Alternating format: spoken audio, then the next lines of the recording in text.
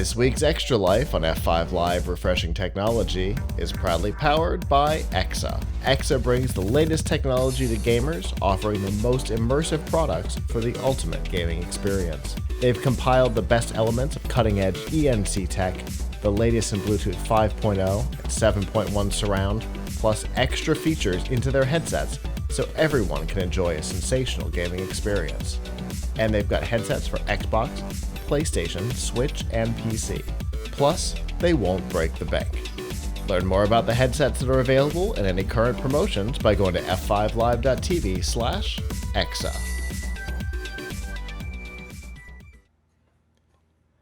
This year's been an interesting year for Valve.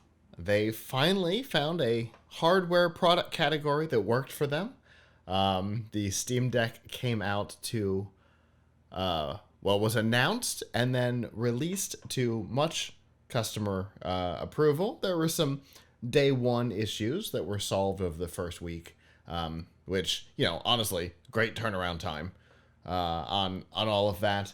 And they learned a lot from past hardware and platforms that didn't work so well. For example, the Steam machines, if you were around during those days, it was a partner program. Alienware and a number of other companies all teamed up with Valve to create living room computers that were intended to be used as consoles, essentially, but playing PC games in living room mode. SteamOS was created for that. Created an interface between that and big picture mode for the Steam client that allowed for controller use in a way that was better because regular Steam is designed for mouse and keyboard. But the Steam machines were an absolute failure. Valve couldn't get it together and actually get the operating system out. And at one point, Alienware absolutely gave up and just released them with Windows 8 on them, and an altered UI with a game launcher in it. And in fact, they offered the Steam client in big picture mode on Windows because they just totally gave up on SteamOS. And then they had the controller, the Steam controller, which was loved by nobody because it was weird beyond belief. It had 2 trackpads on it in weird places, and it was like a trackpad, directional pad hybrid thing. Oh, like the whole controller was weird. But they took all of those failures, and they learned from them, and they built the Steam machine, and everybody who's ever touched one is impressed by it. Lots of companies are trying to compete with it now. I get at least one press email a week, it feels like, with some Chinesium knockoff of the Steam machine or of the Steam Deck being pitched my direction, which is definitely an indication that Valve has hit something. They've got it. Obviously, new hardware is inevitable. Like Thanos, it is inevitable. It will come. And so they're feeling empowered by this, as you would expect. But they don't expect that a second generation or an upgraded version of the Steam Deck will have any major performance changes, because one of the things that they feel has been a success is that they're all the same. We know what they are. They work the same. That's the reason why consoles work, right? When you compile a game for the maybe not this generation on Xbox. We'll say PlayStation 5. When you compile a game for the PlayStation 5, you know what you're getting. You know the resolution. You know what power is behind it. You know what you can put into a game. And that's what Valve is really focusing on here. What they want to do is they want to fix those amenities. Maybe a Steam Deck Plus. Please don't call it that, Valve. It's a joke. I'm so tired of using a plus. So they want to work on things like battery life, which is not great, especially for a device that's supposed to be portable.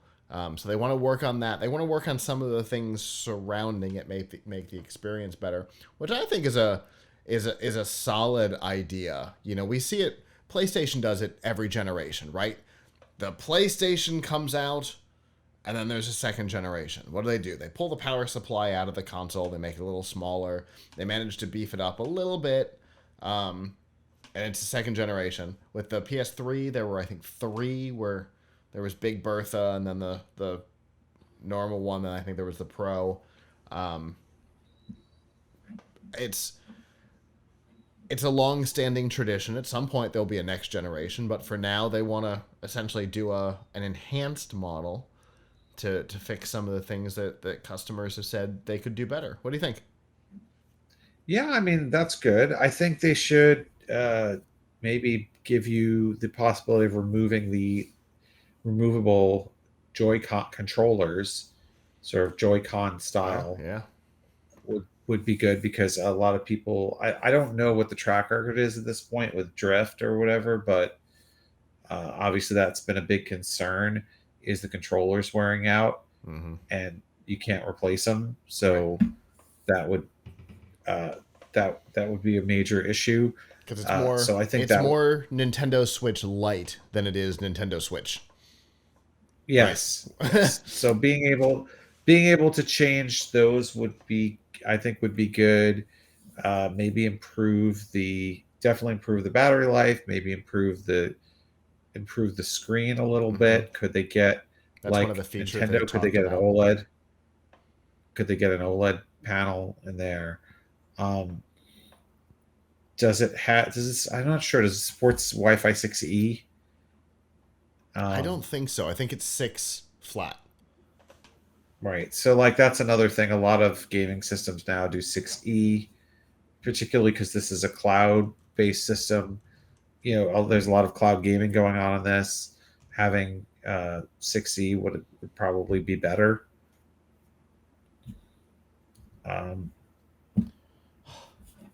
I'll tell you. so Steam Deck versus Stream Deck. World's hardest thing to deal with typing. Just putting it out there. I now can't tell you how many I times I write Stream Deck, which I I also have right here. Right? I have a Stream yeah, Deck and a Steam Deck upstairs. So it yes, well, confusing. Confusing. yes, and made by completely different companies too. Yes, The with very different purposes. I'm just really shocked though that nobody else has picked up the ball from Valve and tried to run with it. Uh, this was a concept that has been around and been in demand for a while. Sort of the Switch form factor gaming PC. Uh, Alienware famously showed off its concept UFO at CES 2020 and then never came out with it. And that would have been, that would have been, I mean, maybe they couldn't have done it as inexpensively as Steam, as Valve, although hard to believe that they couldn't do that. But, like this is something I would have expected a larger PC vendor like a Dell to take on, but we haven't. The only other companies that kind of make these are really small Chinese companies um, Mm-hmm. that that do it much more expensively, Yep. and it's not. Um, so I'm just really surprised after the success of this that you don't see others doing it. Well, here's the thing. We don't know what January is going to hold, right? Yeah, this is true. Uh, this is true. It's possible somebody else will do it, but so far Dell it's not. Dell might get off their butts and actually take that thing to the next level. We don't know. Yeah, yeah. I mean, Razer, I could see Razer jumping in. We know that Logitech has a thing. yes, that's an Android based one though. Yeah. Uh, so there's been several attempts to do this sort of thing with Android. Mm-hmm. Um, Logitech's not the first. I'm trying to No. remember some of the other ones that we've seen. I've seen some that I think never came out. Yeah. Uh, but I don't think like people need to stop trying to make Android gaming happen. Like Yes. people want to play Android games on their phone. They just Android is not like people did not. It's just not scaling up. People like for example, Nvidia Shield trying to do like a console to play Android games. It's not working for whatever reason. Not that it couldn't ever work, but the Yeah. ecosystem is just not right for it. These games Yeah. are made for touchscreen. They're not really made to. They're a lot of them are free to play and try to make you buy Right. stuff. There's it's the difference between mobile games and like Now, console or PC games. now there is a market for, you know, Game Pass on mobile. But again, that's Right small. for cloud Right. gaming. Right. So So you could use a which you can do device. on Steam. Sure, but you could also do it on an Yeah. Android device. I've put my hands on a couple of these Android things that do allow you to install the Xbox Game Pass app and then stream to the Android devices with. And I mean that's a pretty solid experience depending on the hardware and what Wi-Fi it has. Which, by the way, the answer to your question is AC, which is a surprise to me. Wi-Fi It's not even. 5. Yeah, that's not even Yeah. six. So that's yeah, so that has to be improved. Like Yeah, that's a serious problem. They that and I'm it can't be shocked that by that. expensive. It can't be Shocked that by that. expensive to they're probably developing it for a while or whatever, but Hmm. every new laptop now has 6. There's no 5s anymore. Yeah, yeah, So yeah, I think they need to I mean, but congratulations to them for really doing something that uh, people have wanted for a long time and making it popular and making it mainstream. I don't think though that it's necessary. And remember, Razer had something many years ago. I'm trying to remember the name of it. It was actually a pretty cool idea. It just didn't last very long. Where they had like the two handles on the side. It was much bigger. hmm It came hmm out too. I'm yep. trying to remember the name of it. It was like handle style. You'd sort of hold it like this. Was it the Razer Um, Edge? Yeah, maybe. Yeah. yep. Razer Uh, Edge, the ultimate Android gaming handheld. no, it wasn't Android. This was a PC. Oh, this is a new thing. It says reserve now. Not no, oh, Sorry, I apologize. yeah. I Yes. see there's a reserve now in the top corner. Another Android though. Yeah, See, the problem is that you cloud gaming isn't there yet in terms of the ubiquity of the titles that you want. Plus the thing is with a portable device, you're going to want to take it places, and so you won't be unless it's going to have like 5G and a really good 5G. Like, how are you going to be sure that if you're in the airport or whatever, like you take it to the yeah, park or wherever it is you're taking it, that you can actually do anything. And PC gaming is a good platform. It's a very well established platform with right. lots of great games that play offline. So I don't think that they actually have to constrain the performance. Like, I guess in order to hit their price point, they do, and also to hit their power and heat envelope.